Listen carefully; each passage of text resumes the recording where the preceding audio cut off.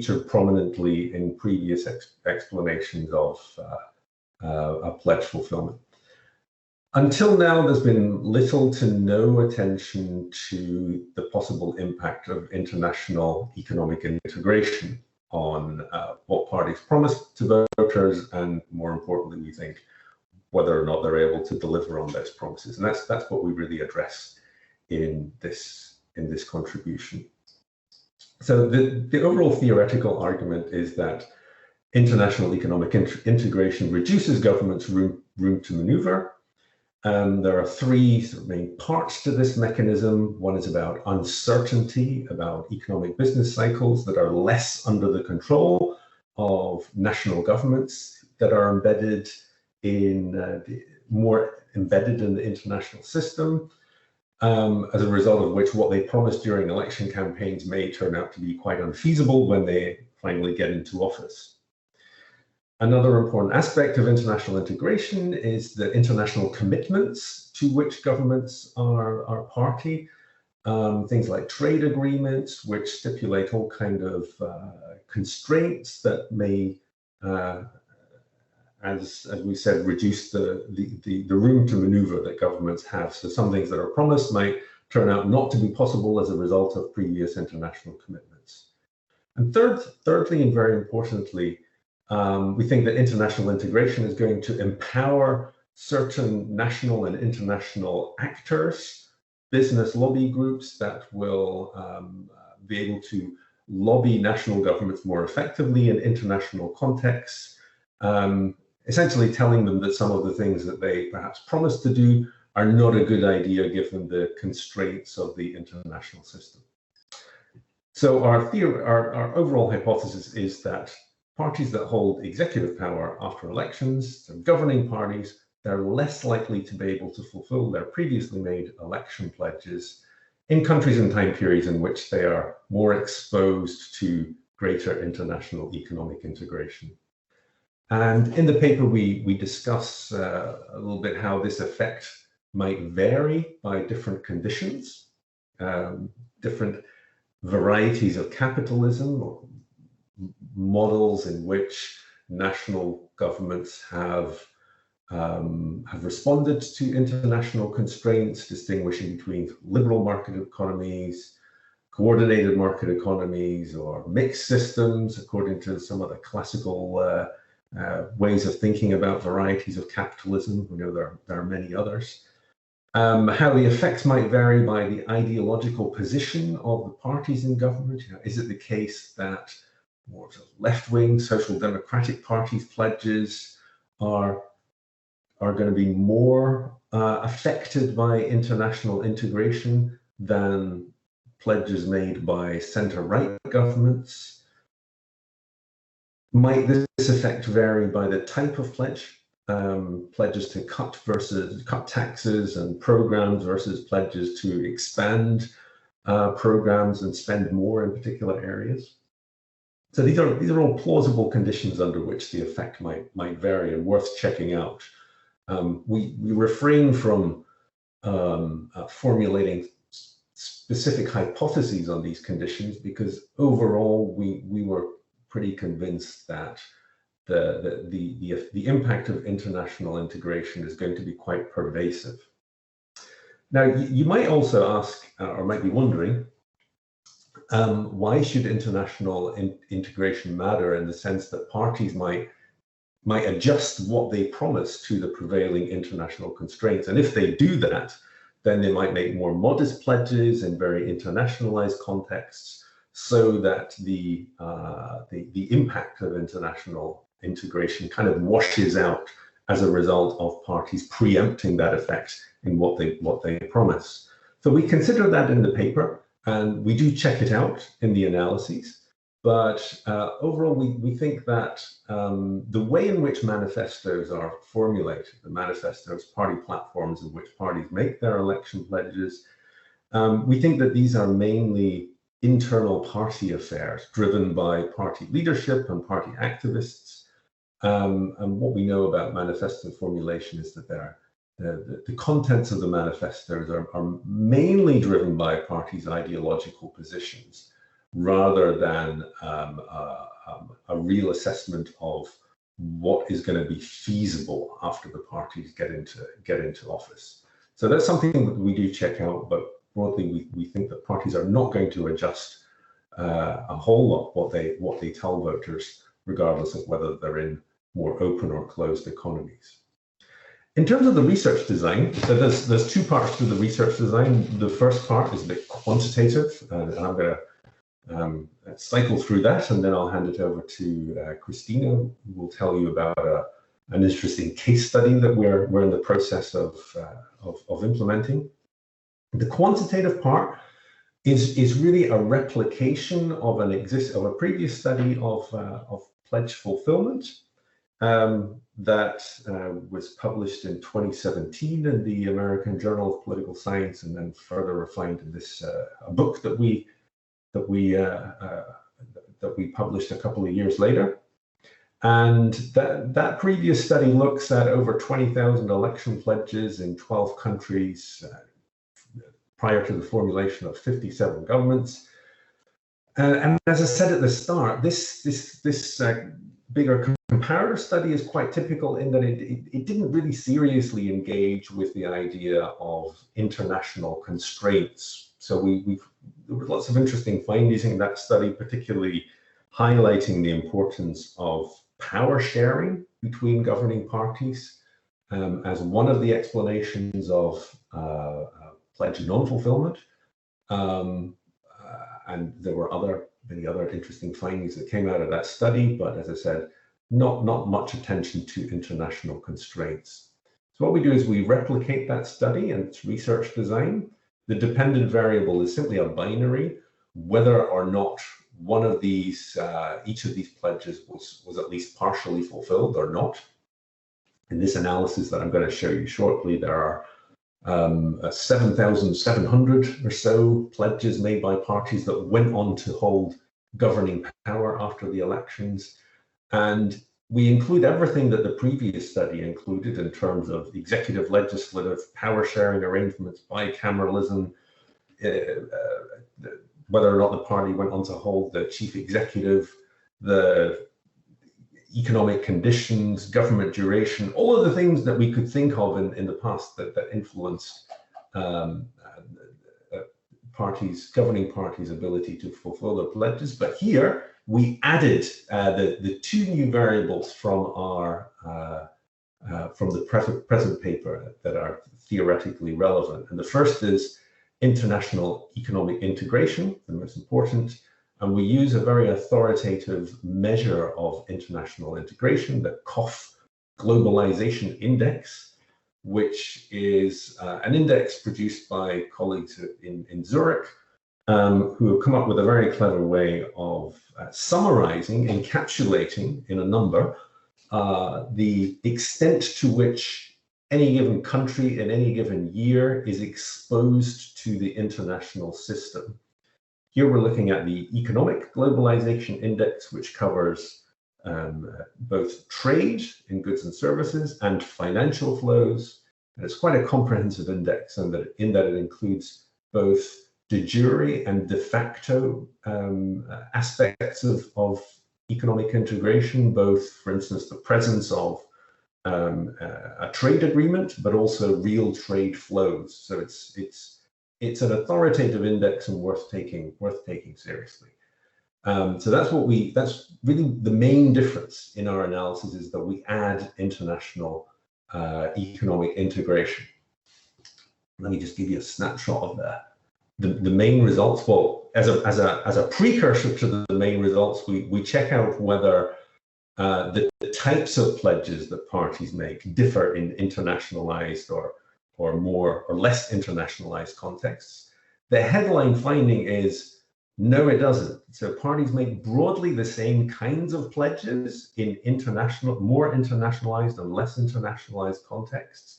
The main thing that drives the types of pledges that parties make is their partisan ideology, their left-right position. Of course, left-wing parties make very different kind of pledges from right-wing parties, but our analysis indicates that the types of pledges that parties make do not differ markedly depending on whether or not they are deeply embedded in the international economic system or less so. So the main result I want to highlight to you is really this table here, and the coefficient at the top is of great interest to us. It's highly significant and negative. And what this means is that the more integrated a country is in the international system, the less likely it is that parties make pledges that are then fulfilled when they get into government office. Now, what does that effect really look like? We can explore it a bit more. And what this really tells us is that it's a big effect. It was surprising to me. I've been studying this phenomena of pledge fulfillment longer than I care to admit. And I was really surprised at how strong this effect is. I'd say it's as strong or stronger than the impact of what we thought were the real drivers of pledge fulfillment, namely whether or not parties had to share power with other parties when they were governing. So that's this. You see the effect in terms of the probability of pledge fulfillment at low and high levels of economic integration. And we've looked at this effect in quite some detail in terms of checking out how robust it is, and we're pretty confident that it is very robust. The effect is negative, so meaning more international economic integration, a lower likelihood of pledge fulfillment. That negative effect holds in different types of market economies: liberal market economies, coordinated market economies, mixed systems. It's also broadly negative, regardless of the economic left-right position of parties. Once you get to parties that are quite, I wouldn't say extreme in the sense, I don't mean extreme in the sense of radical right-wing parties, but quite extreme in terms of taking quite radical right, center-right positions on socio-economic issues, like the Republican Party in the US. This also applies to the CDU in Germany. For those kind of conservative right-wing parties, international economic integration has less of an effect. It's still significant up to a point, but has less of an effect. Also pretty strong regardless of the types of pledges made. There's some evidence that pledges to cut taxes are not affected by international integration. I wouldn't push that point too much because it's not a terribly robust finding.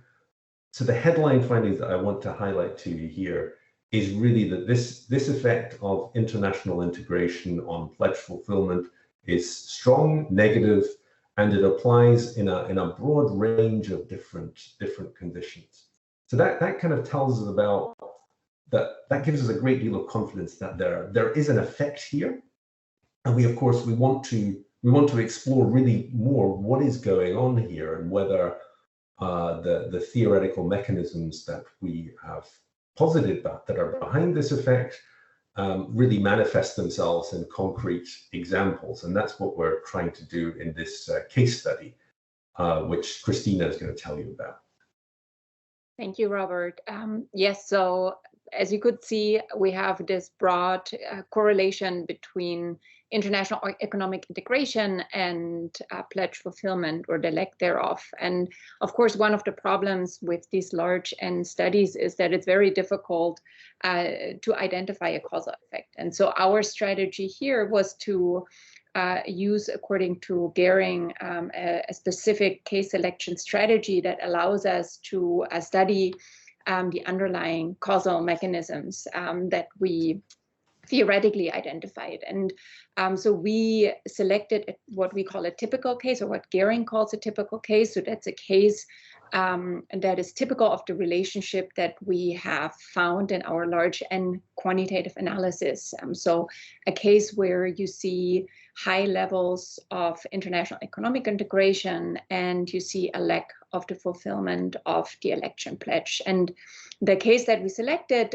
to study in greater detail was the British Conservative Party's pledge to reduce net migration below 100,000. That pledge was made by David Cameron in 2010. It was repeated during the election campaign in 2014. Actually, it wasn't given up until just was replaced in 2019 with a pledge that's much more closely to what you know as the Australian point system. And so, again, it's a typical case because David Cameron made this on the in the name of the Conservative Party, of course, made this pledge to reduce net migration below 100,000. The UK at that point was highly integrated in the international economy. It was in the top 75, 75th percentile of on our index here of the cases that we have. And that pledge, as you can see in the figure here, especially the lower orange line is the pledge that was made in 2010, and then you see how both immigration, the black line, and then the gray line is the emigration, and then you see net migration, which decreased slightly after the pledge was made, but it never reached the 100,000 mark. And in fact, started to increase in 2013. So what we did is we used both primary and secondary documents, and we've also started to conduct interviews with political elites and economic elites that were involved in the process in order to study some of the motivations. So why did the Conservative Party make this pledge in the first case? And most importantly for us, of course, was it not fulfilled for the reasons that we theoretically identify that governments might not be able to do in the case of high levels of international economic integration. We just started the interviews. We've been able to had a conversation with Sir Vince Cable, who was the business secretary during that time. He was also the leader of the Liberal Democrats. And so we have a bit better information from him about some of the opposition. I will give you some citations. It was a very interesting conversation, but we're hoping to have more information. I would say the headline findings here is that whereas the pledge making itself, so the decision to make that pledge in 2010 was largely driven by political considerations and by concerns of the rise of UKIP and rising public opinion with respect to anti-immigration sentiments. The pledge breaking was mainly driven by all the three factors that we have identified in the theory. And I will go through of them in just a little bit of detail here.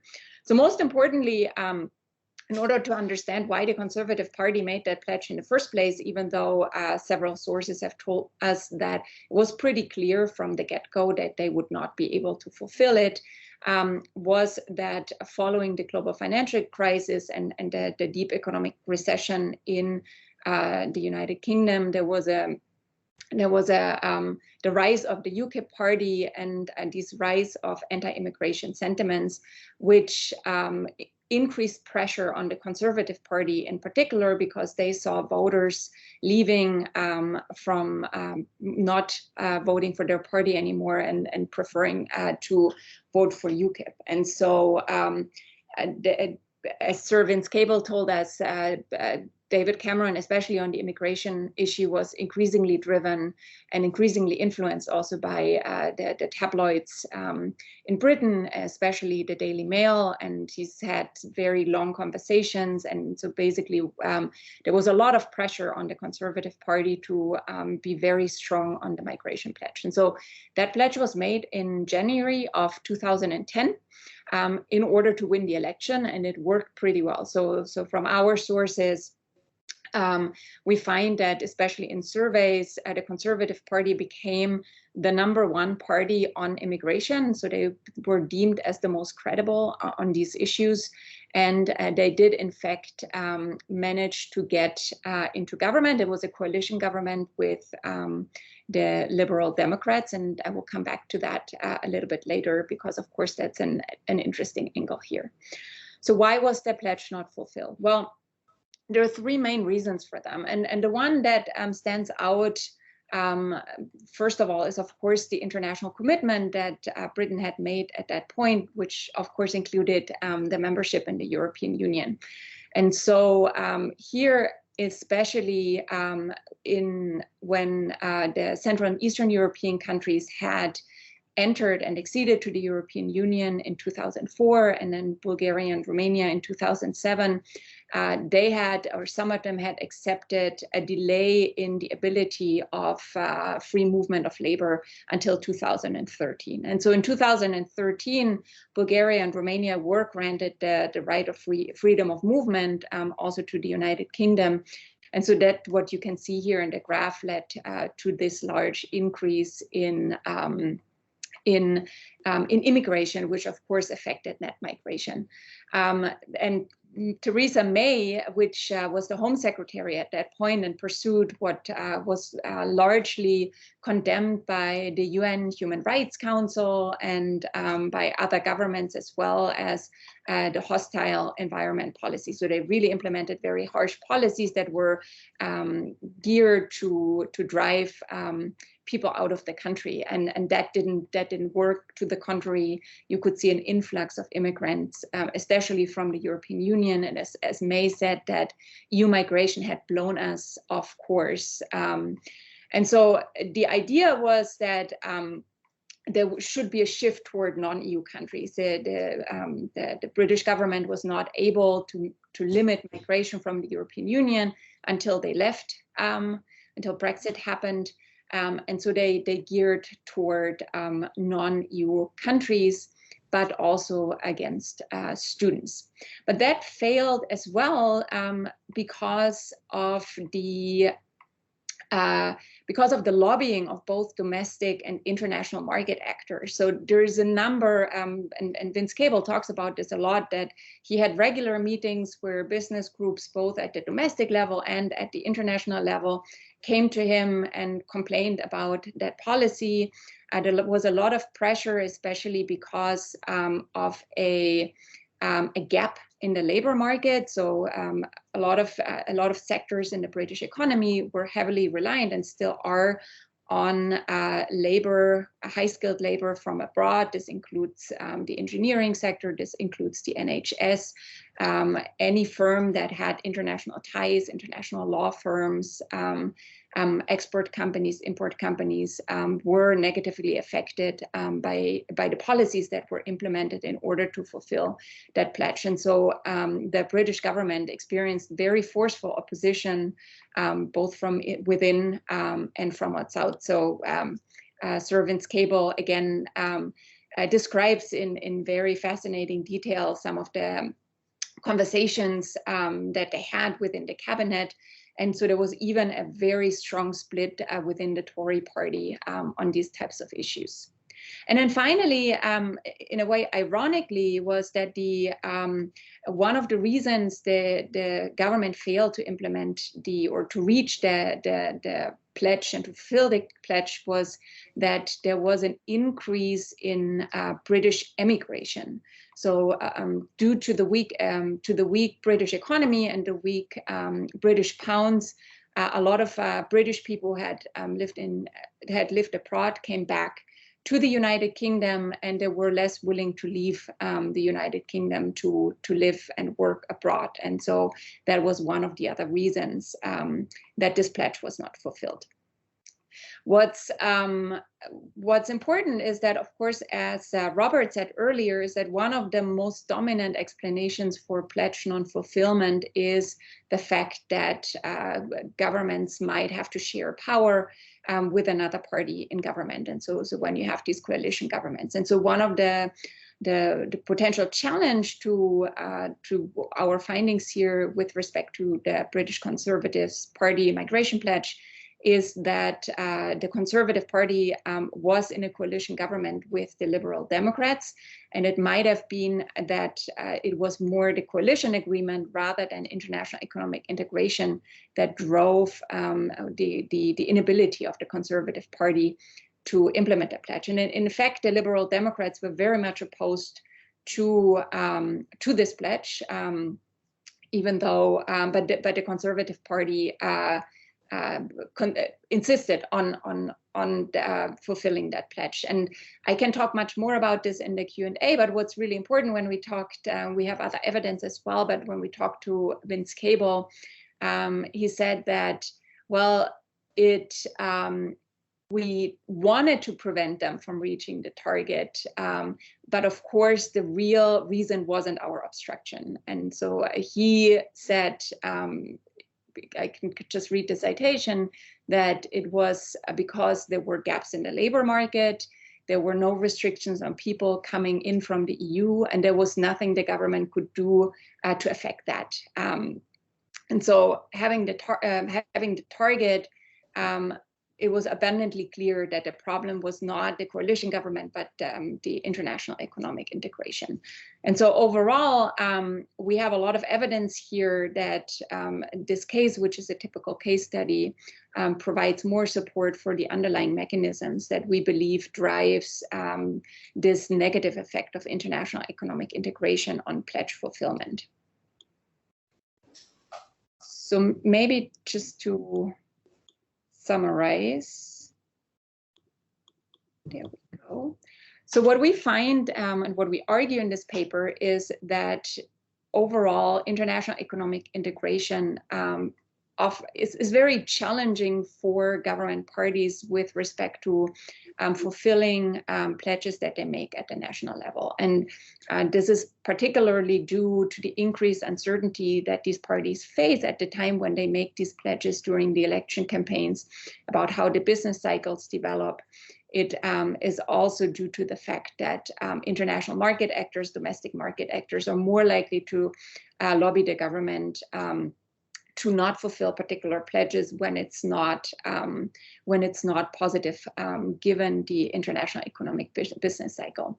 And so both in the quantitative analysis, we find a strong negative association between international economic integration and pledge fulfillment. But again, some of these effects depend to a certain extent on national institutions and government ideologies. And one of our main goals really in this project is not to show simply that there is a negative effect of international economic integration on democratic representation, but really to understand better the conditions under which we see a negative effect and under which potentially globalization can also have positive effects on the abilities of governments to be either responsive or fulfill their pledges or to be responsible.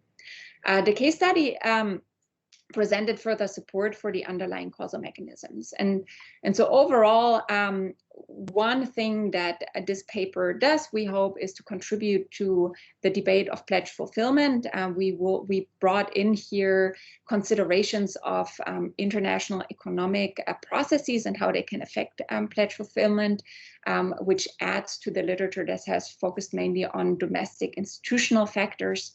But to us, probably even more interesting is that it contributes to this normative debate on the effects on the quality of democracy. And that debate is, we have theories on both sides. So there are scholars who have argued that globalization is very bad for democracy overall. And we have scholars who have argued that it can be a very positive effect. And so our argument here is one of the first to really try to understand using empirical data how these mechanisms work, especially with respect to promissory representation. And I will stop here, and I look forward to your questions.